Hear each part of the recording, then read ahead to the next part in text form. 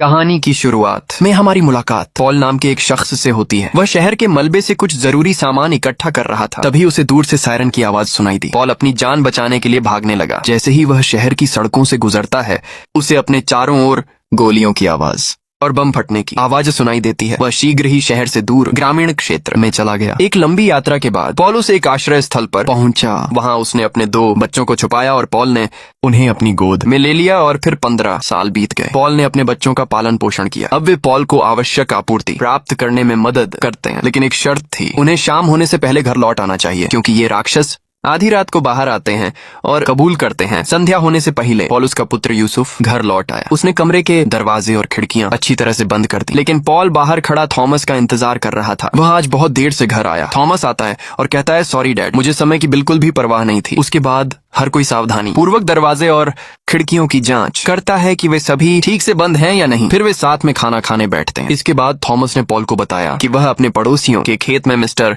रोज की मदद कर रहा था और इसीलिए उसे देर हो गई। तब पॉलुस ने उसे चेतावनी दी, अगली बार देर मत करना। तभी जोसेफ थॉमस के खेत में जाने का मजाक उड़ाने लगा, क्योंकि वह जानती थी कि थॉमस वास्तव में अपने पड़ोसियों में से एक लड़की को पसंद करता था। यूसुफ की ये बातें सुनकर दोनों के बीच झगड़ा होने लगा। उनका झगड़ा देखकर पॉल ने गुस्से से कहा, बैठो, तुम इंसानों या जानवरों से इस तरह क्यों झगड़ रहे हो? रात्रि भोज के अंत में पॉल को अचानक ध्यान आया कि उसका कुत्ता आज कुछ अजीब तरीके से फर्श को खरोंच रहा है। तब थॉमस और पॉल दोनों दरवाजा देखने गए। तभी उन्हें एहसास होता है कि एक राक्षस उनके घर में घुसने की कोशिश कर रहा है। पॉल और थॉमस दरवाजा बंद रखने की बहुत कोशिश करते हैं, जिससे वे भयानक राक्षस प्रवेश न कर सकें। राक्षस के जाने के बाद थॉमस ने जोसेफ से कहा, तुम वहाँ बैठे क्या कर रहे हो? हमारी मदद क्यों नहीं करते? तब जोसेफ कहता है कि मैं तो बस उसके व्यवहार को देख रहा था। पहली बार 10 सेकंड के लिए दरवाजा खटखटाया, दूसरी बार 20 सेकंड और आखिरी बार उसने एक बार दस्तक दी और चला गया। जोसेफ ने सोचा कि पहले 10 सेकंड के लिए उसने दरवाजा खटखटाया, क्योंकि वह वास्तव में दरवाजा जांच रहा था। दूसरी बार जब उसने 20 सेकंड के लिए दरवाजा खटखटाया तो राक्षस दरवाजा तोड़ने की कोशिश कर रहा था, लेकिन जब वह दरवाजा नहीं तोड़ सका तो निराश हो गया और आखिरी बार दरवाजा खटखटाकर चला गया। पॉलुस यूसुफ की ये बातें ध्यान से सुनता है। वैसे भी अब सुबह हो गई है, फिलहाल खतरा टल गया है। पॉल बाहर जा सकता था और दरवाजे पर पंजे के निशान और खरोंच के साथ उस भयानक चीज को देख सकता था। वे पूरा दिन काम करते हुए बिताते हैं। जब पॉल जोसेफ से मिलने जाता है तो वह देखता है कि जोसेफ एक कार बनाने की कोशिश कर रहा है। जैसे ही पॉल अंदर आता है, जोसेफ कहता है कि डर का यह दैनिक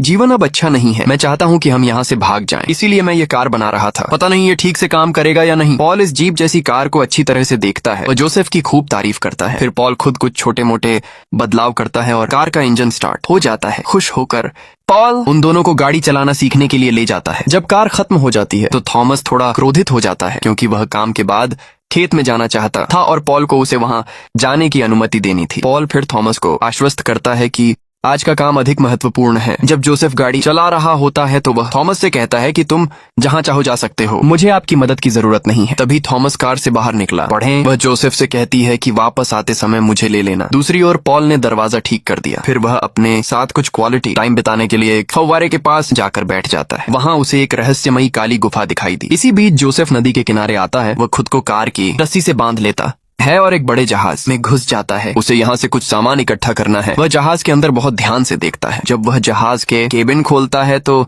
अचानक एक कॉकरोच उस पर कूद पड़ता है। उसका पूरा शरीर कीड़ों से ढका हुआ है। जोसेफ अपनी जान बचाने के लिए तुरंत भाग जाता है। वे दोनों एक पेड़ के नीचे बैठकर अच्छा समय बिताते हैं। बात करते करते दोनों अचानक परेशान हो गए, क्योंकि वे नहीं जानते कि यह संसार कैसे बना। खैर, कुछ देर बाद उन्हें नजर आने लगा कि शाम होने वाली है। उन्हें सूर्यास्त से पहले घर लौट आना चाहिए, तो थॉमस खेत से बाहर भाग जाता है। जब पॉल फव्वारे से लौटा तो वह बहुत चिंतित था। उनका कुत्ता घर लौट आया है, लेकिन उनके दोनों बेटे अभी तक घर नहीं लौटे हैं। जोसेफ बिना किसी देरी के कार से निकल गया और थॉमस भी पागलों की तरह घर की ओर भागा, लेकिन अचानक भागते समय उसका पैर फिसल गया और थॉमस जमीन में गहरे गड्ढे में गिर गया। जब जोसेफ थॉमस को लेने आया तो उसे थॉमस कहीं नहीं मिला। उसे समझ नहीं आ रहा था कि क्या करे। वह कार लेकर सीधे अपने पिता के पास गया और पॉल से सब कुछ खोलने को कहा। उसने थॉमस को लोहार के पास छोड़ दिया, लेकिन वह उसे वहां नहीं मिला। यह सुनकर पॉल ने कहा, कुछ भी हो, तुम शांत हो जाओ और जल्दी से घर के अंदर जाओ और सभी दरवाजे और लाइटें अच्छे से बंद कर दो। मैं कुत्ते को ले जा रहा हूँ और थॉमस की तलाश कर रहा हूँ। पॉल जल्दी से घर से निकल गया। इस बीच जिस छेद में थॉमस फंसा हुआ है वहाँ अंधेरा है। थॉमस आग जलाने के लिए लकड़ी के टुकड़े का उपयोग करता है और छेद के चारों ओर देखने की कोशिश करता है, और फिर वह एक अजीब काले हाथ को देखकर चौंक जाता है। इससे राक्षस और भी क्रोधित हो गया। राक्षस छेद से बाहर आता है और थॉमस का मुंह कसकर पकड़ लिया। थॉमस सांस लेने के लिए संघर्ष कर रहा था। तभी पॉल उसे बचाने आता है। उसने राक्षस को चाकू मार दिया। इस बार की तरह थॉमस बच गया, लेकिन अब दिक्कत यह है कि रात काफी हो चुकी है। अभी इस घने जंगल के रास्ते घर जाना सुरक्षित नहीं है क्योंकि रात्रि में राक्षस हर जगह विचरण करते हैं। वे पास में एक सुरंग देख सकते हैं। पॉल सोचता है कि अगर वे यहाँ रात बिताएंगे तो वे सुरक्षित हो सकते हैं। खुद को बचाने के लिए उन्होंने उस जगह का प्रवेश द्वार बंद कर दिया, लेकिन जैसे ही नेता प्रवेश द्वार को अवरुद्ध करने वाले थे, उन्हें राक्षस की आवाज सुनाई दी। उनकी गुफा के अंदर अचानक भूकंप आने लगा। तभी पॉल को पता चलता है कि राक्षस उनकी भूमिगत गुफा में घुसने की कोशिश कर रहे हैं। अब यह स्पष्ट है कि यह राक्षसों द्वारा बिछाया गया जाल था और थॉमस और पॉल दोनों अब इस जाल में फंस गए हैं। पॉल को अपनी जान बचाने का कोई रास्ता नहीं मिला, इसलिए वह राक्षसों को रोकने के लिए इस छेद के अंदर एक बड़ा विस्फोट करता है। इस विस्फोट के कारण पॉल स्वयं घायल हो गए। इस बीच कमरे के अंदर जोसेफ बाहर से राक्षस की आवाज सुन सकता है। तब उसके पास एक उपाय था। उसने अपनी कुर्सी उठाकर मुख्य द्वार के सामने रख दी और उसके बगल में एक रस्सी बांध दी। फिर यूसुफ उस कुर्सी पर बैठे बैठे सो गया, लेकिन वो राक्षस अभी भी बाहर घूम रहे थे। एक राक्षस दरवाजे से लकड़ी हटा देता है। राक्षस ने जोसेफ पर अच्छी नजर डाली। क्या वह सचमुच सोया था या नहीं? जोसेफ को सोता देख राक्षस ने अपने नाखून जोसेफ के मुंह तक बढ़ा दिए। जोसेफ को बिल्कुल भी पता नहीं है, वह हिलता नहीं है। राक्षस को एहसास हुआ कि वह सचमुच सो रहा है। तभी राक्षस दरवाजा खोलकर अंदर घुस गया। अंदर आते ही जोसेफ ने उसकी कुर्सी की रस्सी खींच दी। देखते ही देखते एक लोहे का पिंजरा गिर पड़ा और ये राक्षस उस पिंजरे के अंदर फंस गया। तब एहसास हुआ कि जोसेफ वास्तव में सोया नहीं था। यही उसकी योजना थी। प्रभात का समय था, लेकिन किसी को कोई जानकारी नहीं है। ये देखकर कि बाकी लोग वापस नहीं आए, जोसेफ उनकी तलाश में कार लेकर बाहर चला गया। दूसरी ओर थॉमस गुफा से बाहर निकलने के लिए संघर्ष करता रहा। वह घायल पॉल को भी वहां से बाहर ले आया। उनका कुत्ता भी बाहर आता है। कुत्ते ने जोसेफ की कार की आवाज सुनी और उसके पास दौड़ा। तब कुत्ता यूसुफ को थॉमस और पॉल के पास ले आया। दोनों भाई मिलकर पॉल को घर ले आए। पॉल को तत्काल इलाज की जरूरत है। जब वे ये बातें कर रहे थे तो थॉमस की नजर पिंजरे पर पड़ी। उसने पिंजरे का कपड़ा हटा दिया और जब कपड़ा हटाया तो उसे अंदर एक राक्षस दिखाई दिया। तब जोसेफ ने कहा कि पिंजरे को कपड़े से ढक दो क्योंकि इन राक्षसों को रोशनी में मुश्किल होती है। पॉल पर पट्टी बांधते समय जोसेफ ने थॉमस से कहा कि कल रात 2 राक्षस थे और मैंने एक को पकड़ लिया। ये राक्षस बहुत बुद्धिमान है। बंदी भी राक्षस को खत्म करना चाहता है। जोसेफ के बार बार समझाने के बावजूद थॉमस ने जल्दी से राक्षस का पिंजरा खोल दिया। राक्षस झट से बिस्तर के नीचे छिप गया। यह देखकर उनका पालतू कुत्ता भौंकने लगा। कुत्ते की आवाज सुनकर राक्षस अचानक बाघ के समान भयंकर हो गया। तभी राक्षस ने थॉमस और जोसेफ पर हमला कर दिया। जोसेफ किसी तरह छड़ी से राक्षस को रोकने की कोशिश करता है। थॉमस ने जल्द ही अपने हाथ में एक कुल्हाड़ी ली और राक्षस की गर्दन पर वार किया, जिससे उसकी मौत हो गई। राक्षस के मरने के बाद जोसेफ उसे अनुसंधान करने के लिए तहखाने में ले जाता है। वहां आकर राक्षस के शरीर को काटकर तरह तरह से परीक्षण किया गया, लेकिन उसे इस बात का कोई अंदाजा नहीं था कि वह जानवर इंसान था या जानवर। इसी समय थॉमस वहां आया और जोसेफ को खेत में ले जाना चाहता था। खेत बहुत सुरक्षित था। खेत एक मजबूत बाड़ से घिरा हुआ था। यदि वे वहां जाएं तो राक्षसों से बच सकते हैं और पॉल को इलाज के लिए जरूरी दवा मिलेगी। जोसेफ इस बात पर सहमत नहीं होना चाहता था। उसे लगा कि पड़ोसी उनकी मदद नहीं करेंगे, लेकिन थॉमस के कहने पर वे पॉल को कार में ले गए और खेत की ओर चल दिए। जैसे ही वे खेत में पहुंचे, जोसेफ का संदेह सच निकला। वहां मिस्टर रोज के परिवार ने उनकी मदद करने से इनकार कर दिया। उन्होंने बताया कि उनके पास तीनों को आश्रय देने की जगह नहीं है। थॉमस को कई बातें बताई गईं। ये सब आपके लिए ही है। पापा आज तुम्हारे लिए मर रहे हैं। आपको हमारी जरूरत नहीं है। तुम यहाँ से चले जाओ। ये शब्द सुनकर थॉमस को बहुत गुस्सा आया। दोनों के बीच फिर से झगड़ा शुरू हो गया। अचानक थॉमस रुक गया और उसे एहसास होता है कि वह जो कर रहा है वह सही नहीं है। जोसेफ वहां से चला गया और थॉमस रोज के परिवार के साथ रहा। वहां उन्हें अच्छा खाना मिला और चार्लोट उसे अपने कमरे में ले गई। जब यूसुफ अपने पिता के साथ गाड़ी चला रहा था तो उसने खेत की भेड़ों को खेत में बहुत तेजी से भागते देखा। जोसेफ को इस पर संदेह है। जब वह घर आया तो उसे घर के पास एक बहुत बड़ा मिट्टी का गड्ढा मिला। तभी जोसेफ को एहसास हुआ कि ये राक्षस भूमिगत घूम रहे थे। फिर वह घर के दरवाजे की लाइटें बंद करने लगा। अंदर चलते समय वह अचानक एक गड्ढे में गिर गया। जोसेफ को पता चलता है कि राक्षस भूमिगत सुरंग बनाकर उनके घर में आ गए हैं। दूसरी ओर रोज के घर पर थॉमस रसोई में कुछ ढूंढ रहा था। अचानक चार्लोट वहां आती है। इसके बाद थॉमस कहते हैं कि वह अपने पिता को लेकर काफी चिंतित है। वह अपने पिता को बचाने के लिए किसी दवा की तलाश में यहाँ आया था। थॉमस की यह बात सुनकर चार्लोट ने उसे दवाएं दी। थॉमस चार्लोट को धन्यवाद देता है और घर के लिए निकल जाता है, लेकिन खेत के एक आदमी ने उनकी बातचीत सुन ली। जैसे ही थॉमस बाहर आया, उस आदमी ने पीछे से उस पर गोली चला दी। वह आदमी उसे चोर कहता है। फिर थॉमस उसे समझाने की कोशिश करता है कि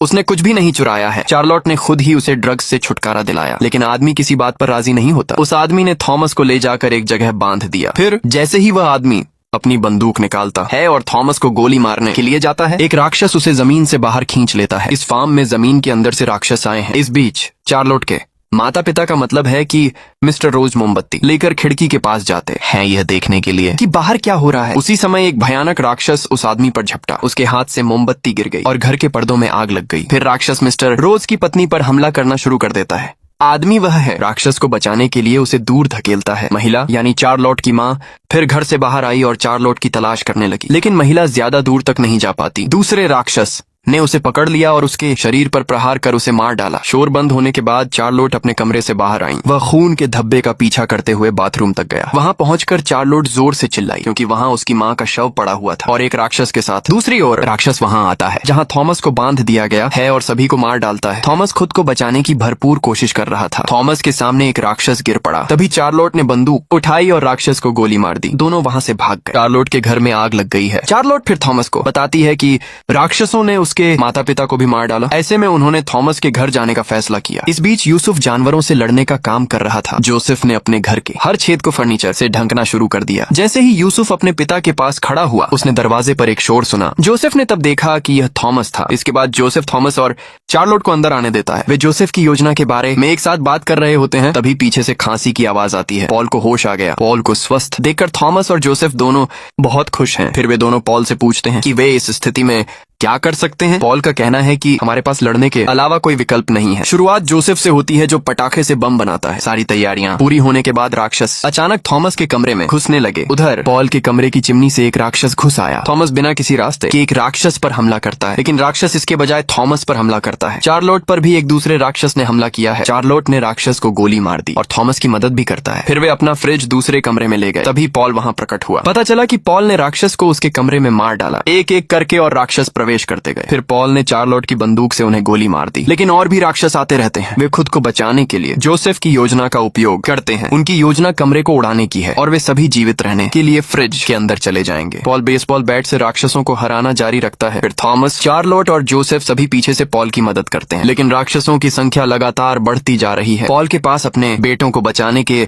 अलावा कोई विकल्प नहीं था। उसने दरवाजा बंद कर दिया। फिर उसने पूरे घर में आग लगा दी। पेट्रोल गैसों को इकट्ठा करने के बाद उन्होंने उसे इस घर में फैला दिया और तभी पूरा घर बम की तरह फट जाता है। इस विस्फोट में कई स्टेजर्स की मौत हो गई। बाकी फ्रिज के अंदर चला गया। काफी देर तक लुढ़कने के बाद फ्रिज रुक गया। वे जल्दी से फ्रिज से बाहर निकले और पॉल की तलाश करने लगे, लेकिन लड़के उसे कहीं नहीं ढूंढ पाते। खोजते समय एक राक्षस बाहर आता है। खुद को बचाने के लिए वे कार से भागने लगे, लेकिन ज्वलंत राक्षस उनका पीछा करते हैं। खुद को टायर में बदल लेते हैं। चार्लोट ने अपनी बंदूक चलाना जारी रखा, लेकिन इससे राक्षसों को कुछ नहीं होता। राक्षस सीधे उनके पास आए। इसके बाद चार्लोट राक्षसों पर बंदूक से हमला करती है और राक्षस का टायर टूट गया। जब उन्हें मौका मिलता है तो वे कार से मीलों दूर चले जाते हैं। जब उन्हें यकीन हो जाता है कि राक्षस अब उनका पीछा नहीं कर रहे हैं तो वे कार रोकते हैं। फिर उन तीनों ने रात के आकाश की ओर देखा। वे काली रात के आकाश में टिमटिमा रहे थे। ये दृश्य वे जीवन में पहली बार देख रहे थे, क्योंकि राक्षसों के डर से उन्हें हर रात घर के अंदर ही रहना पड़ता था। अगली सुबह वे अपने घर लौटते हैं और अपने माता पिता का अंतिम संस्कार करते हैं। फिर वे अपने सामान के साथ बहुत दूर जाने का फैसला करते हैं। ये तीनों अब एक बहुत मजबूत टीम है। अब हर कोई पहले से ज्यादा साहसी है और ये फिल्म इन तीनों को एक साथ दिखाकर खत्म हो गई।